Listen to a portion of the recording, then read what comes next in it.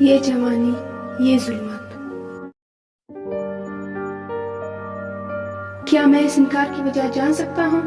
وقار گویا ہوا، انکار کی وجہ میں خود ہوں۔ سیما نے کہا، کیا مطلب؟ مجھے شادی نہیں کرنی؟ کسی سے بھی نہیں۔ سیما نے کہا، وجہ؟ میں آپ کو وجہ بتانے کی پابند نہیں، مگر میں وجہ جاننے کا پابند ضرور ہوں۔ اچھا تو سنیے، میں وہ عورت نہیں جو ایک مرد کی صورت میں سہارا تلاش کرتی پھری۔ میں اپنے لیے کافی ہوں۔ خاصی کانفیڈنٹ ہیں آپ، مگر مرد سہارا نہیں ساتھی ہوتا ہے، اور زندگی کے سفر کی خوبصورتی مرد کے لیے عورت اور عورت کے لیے مرد ہوتا ہے۔ وقار نے اپنی دلکش مسکراہٹ کا جادو چلایا۔ مجھے کسی کا ساتھ نہیں چاہیے۔ سیما اٹھ کھڑی ہوئی۔ چائے پی کر جائیے گا۔ سیما جانے لگی۔ میں انتظار کروں گا آپ کی ہاں کا، وقار نے مسکرا کر کہا۔ سیما سے ایک نیر کر کے جانے لگی۔ چائے آپ کے ہاتھ کی ہوئی تو ضرور پی کر جاؤں گا، وقار نے کہا۔ زہر نہ ملا دو اپنے ہاتھ کی چائے میں؟ سیما منہ میں بڑبڑاتی چلی گئی۔ وقار نے اسے سوچوں میں مبتلا کر دیا تھا۔ کیوں وہ اسے سوچے جا رہی تھی، وہ نہ سمجھ سکی۔ سیما نے تو بہت آگے کا سوچ رکھا تھا، مگر وقار، اس نے تو اسے ایک پل میں ہی اپنے قدم رکنے پر مجبور کر لیا۔ سیما ایسی تو نہ تھی کہ کسی کے تو جملوں میں اس کو شہر میں چلی جاتی۔ خیر، وقت بھی عجیب شے ہے۔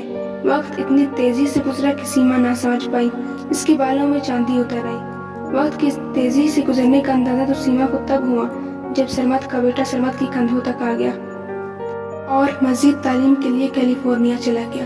تب سیما کو پتہ چلا کہ یہ وقت بھی کتنی سنگ دل چیز ہے، رکتی ہی نہیں۔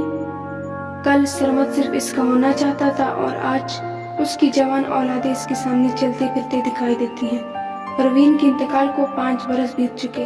چچا اور چچی بھی آہستہ آہستہ اپنی آخری آرام گاہ میں جا سوئے۔ سیما کو اس کے ایک دوست نے مشورہ دیا کہ وہ ایک یونیورسٹی میں پروفیسر کیوں نہیں بن جاتی، اتنی اہل اور اتنی ڈگریوں کی مالک۔ سیما نے ریزائن کر دیا اور ایک یونیورسٹی میں اپلائی کیا، جہاں ایک ٹیسٹ کے بعد اسے رکھ لیا گیا۔ جوان بچیوں کو پڑھانے میں ایک خاصی مزہ تھا۔ ان کی باتیں، ان کی ہنسی، ان کی جینے کی امنگیں بھرپور زندگی تھی۔ جوان بچیوں میں اٹھتے بیٹھتے اس کی بے رونق زندگی میں رنگ بھر گئے۔ وہ دن بھی خنک سے بھرا تھا۔ سیما یونیورسٹی سے واپسی پر کار میں بیٹھی تھوڑی دیر بوریت سے کار ڈرائیو کی۔ سڑکیں خالی تھیں۔ سیما نے گانا لگایا اور کار فل سپیڈ میں بڑھا دی۔